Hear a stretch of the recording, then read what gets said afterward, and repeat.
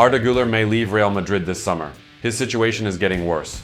A lack of playing time, misunderstandings with Ancelotti, and broken hopes. This is what Arda is living with right now. Some Spanish media are already openly reporting that Güler is experiencing his toughest period in Madrid, even worse than his first season. The 2024-25 season started promisingly for the Turkish player. He finished last season at Real strongly, scoring 5 goals in his last 5 matches for Madrid. It seemed that all the horrors of his debut season at Santiago Bernabeu had come to an end. At that time, Arda was at his peak. During a period of recovery from a series of injuries, from a meniscus issue to muscle problems, the Turk managed to gain the muscle mass needed to compete at the highest level. Media reported that Güler gained 8 kilograms, which was supposed to help him shake off injuries. His overall stats from the first season were top level. In 13 matches, he scored 6 goals while spending only 442 minutes on the pitch. This means that he averaged 1 goal every 74 minutes, and he needed just 1 shot on target for each goal. An absolute phenomenon. All Madrid fans expected the new season to be a full breakthrough for the young player. The first signs pointed in that direction. The path of success for the Turkish national team star, who reached the quarter-finals of Euro 2024. At the end of July, Toni Kroos provided a recipe for Arda. Arda Güler will have a great career if he stays injury-free. What differentiates Arda from other young players is that he is open to learning. He really wants to learn and improve. His finishing and his left foot are incredible. We all noticed it from the first training session, our legend said. At that same time, Arda began to take decisive action to secure his place in the starting lineup. An article appeared in Marca titled "Güler and the Mission to Attack Ancelotti's 11, reporting that the midfielder would shorten his vacation to join the team for preseason training in the USA and show that he was ready for a major battle. Arda was focused on work and never thought about leaving for another club. The world's richest club, Newcastle, was ready to pay real 80 million euros, but Güler's future was meant to be at Santiago Bernabeu. The Saudi owners of the Magpies were turned down. Ancelotti was impressed by Arda's summer progress, and here's what our coach said after a preseason match against Milan regarding the Turk. He has trained very well during the holiday period. He has become more powerful, more resilient, and with the same quality. I think it's going to be an important season for him with more prominence. He even identified his best position on the pitch. Ancelotti had a plan for Arda.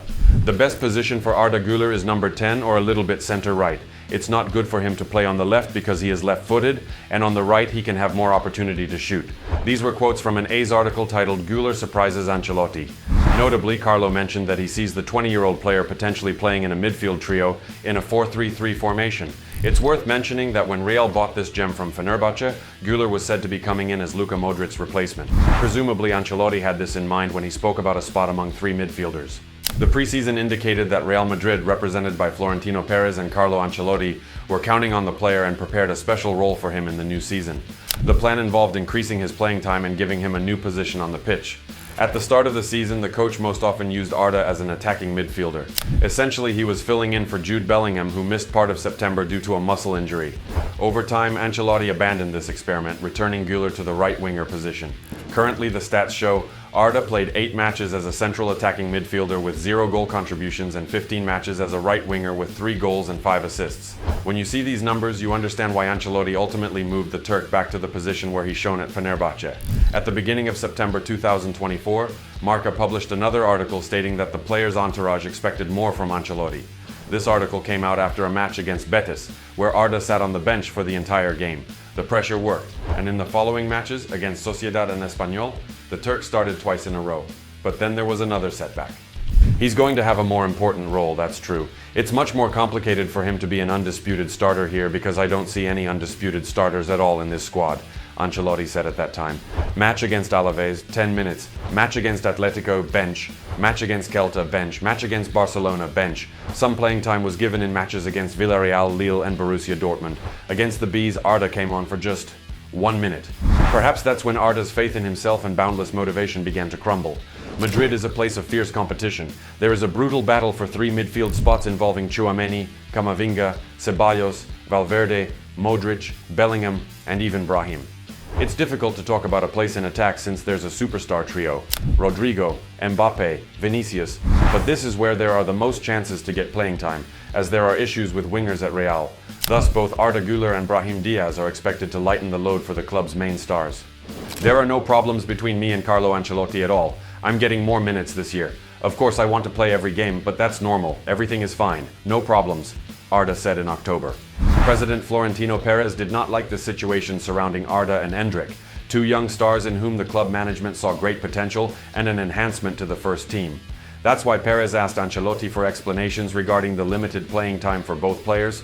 According to Defensa Central, Ancelotti has explained his reservations to club president Florentino Perez, citing the duo's lack of experience and tendency to get overexcited on the pitch. Ancelotti reportedly stated, "They are both very good, but they still have a lot to learn." Once again, the pressure had an effect and the coach returned the player to active rotation. From November to January, Arda consistently received playing time, appearing in 27 matches, scoring 3 goals and providing 5 assists. This is already a better result than last season. However, some moments remain telling. In key matches, Arda still did not receive playing time. Against Atalanta, he played only 3 minutes, and in the Spanish Super Cup, he also had 0 minutes.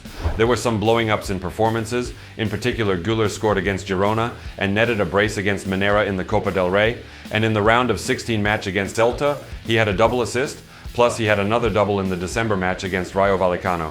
February became a real nightmare for Arda. Just 1 match out of 7 possible that the club played. Did Ancelotti become completely disillusioned with the player? What happened? There's a reason for this. A disastrous performance in a cup match against Leganés on February 5th.